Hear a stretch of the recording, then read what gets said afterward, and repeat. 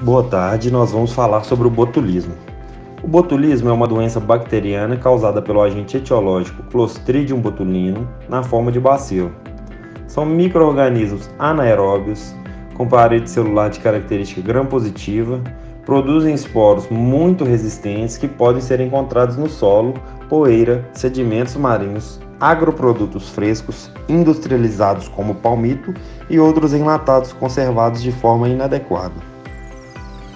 São formados endosporos que sintetizam neurotoxina, por isso é uma doença neuroparalítica, causada por 7 toxinas, de A a G. Existem basicamente 3 formas de se adquirir o botulismo: o botulismo por ferimentos, o botulismo alimentar e o botulismo intestinal. O botulismo por ferimentos ele ocorre pela contaminação de feridas com o Clostridium botulino, proveniente do ambiente, geralmente do solo. As principais portas de entrada são úlceras dos membros, lesões traumáticas ou mesmo feridas cirúrgicas.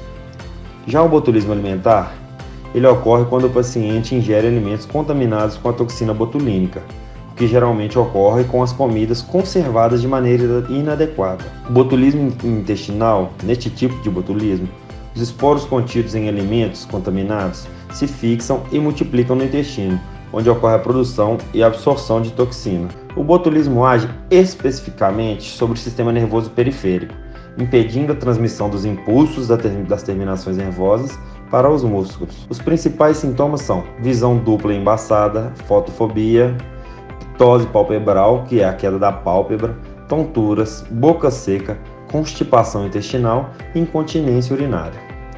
À medida que a intoxicação evolui, o comprometimento progressivo do sistema nervoso se manifesta na dificuldade para engolir, falar e locomoção.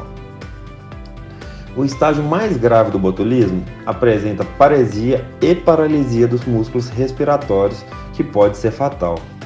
O curso habitual da afecção é de no menos de 14 dias. O diagnóstico dessa doença pode ser realizado através do histórico de ingestão de alguma carcaça e também em laboratório com a detecção de esporos ou da toxina botulínica no trato gastrointestinal do animal intoxicado ou do alimento, suspeito de ser a fonte de infecção. Caso o resultado laboratorial seja positivo, conforme seu diagnóstico, no entanto, um resultado negativo não exclui a possibilidade de intoxicação do animal, pois geralmente quando o animal expressa os sinais clínicos da intoxicação, a maior parte da toxina já agiu no sistema e foi eliminada. Em animais de pequeno porte, como cão, gato e aves, pode-se fazer o exame para encontrar a toxina no sangue. Quando o animal é de grande porte, como os bois e vacas, utiliza-se para a realização do exame os dejetos gástricos.